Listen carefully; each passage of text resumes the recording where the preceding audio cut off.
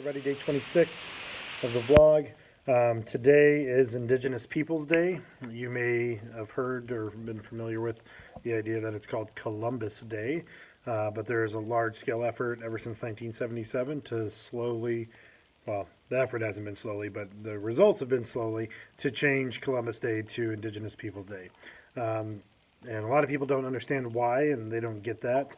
And so we kind of tackled that in one of my classes today in Washington State history, being able to look at why is it that people are advocating for Indigenous Peoples Day rather than Columbus Day. And, you know, it's tough because I think a lot of people don't understand the true past of Columbus and what that was all about, and why Columbus Day got started.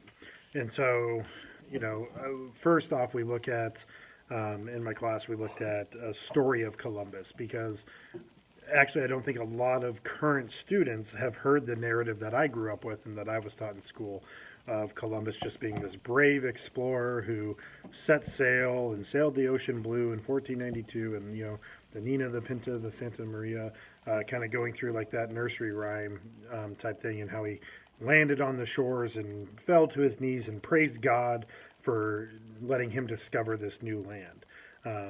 Most students nowadays are starting to get some exposure to the nuance of the story, and that's not the reality.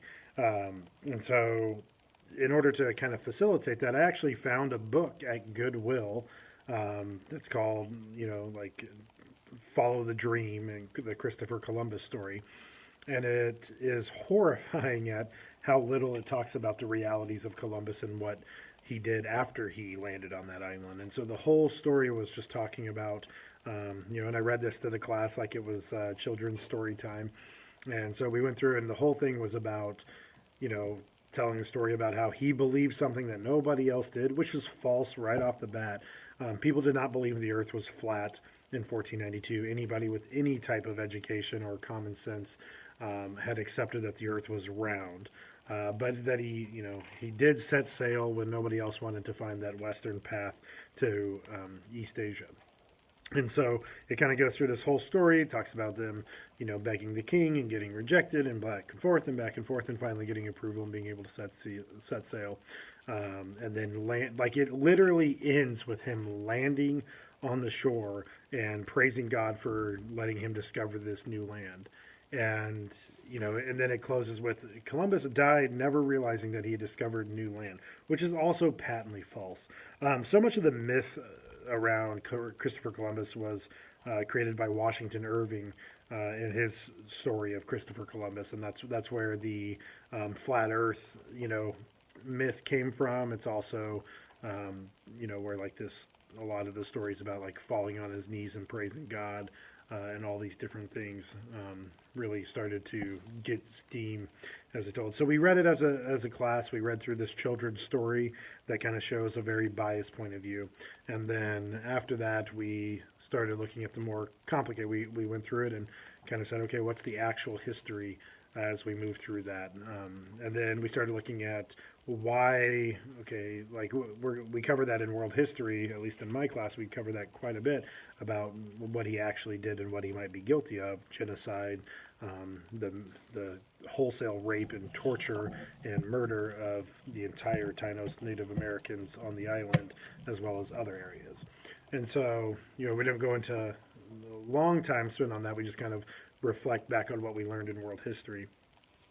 But then we started looking at why Columbus Day originated.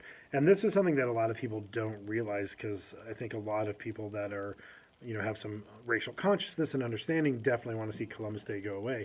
But the reason Columbus Day got so popular in the United States was because Italian Americans really pushed for Columbus Day to be recognized. And it was in large part an effort to try to end the discrimination and hatred that was for Italian Americans during the early 1900s. And so when it got instituted in 1937, it was at the push of Italian Americans. But one thing that I try to emphasize with students is no one group can ever achieve liberation at the expense and oppression of another group. And so by failing to recognize the full complex history and recognizing Columbus Day, we do just that. We completely ignored Native Americans and their story. And how they were negatively impacted by this. So after we read about why they did it, then we're gonna continue this conversation tomorrow and really start to look at what are the arguments for getting rid of Columbus Day. And this connects to an earlier conversation we had in the beginning of the year about Confederate statues and who do we choose to memorialize, whose history do we decide to honor.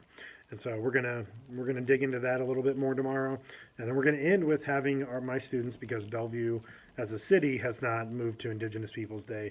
We're gonna have my students choose whether they want to write a letter to the city council either to keep Columbus Day as it is and recognize Columbus's whatever you want to call it. I refuse to call it a discovery because you can't discover something that's already there.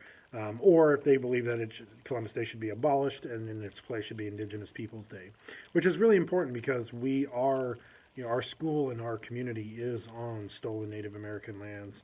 And we don't recognize that enough. And so I'm interested to see what the students choose and what they choose to write to our, city council, and we'll see if we get any responses. So, keep pushing, keep things relevant in your classroom, and get the student voice in to be able to see what they're thinking, and you'll be amazed at what you find. So we'll see you tomorrow.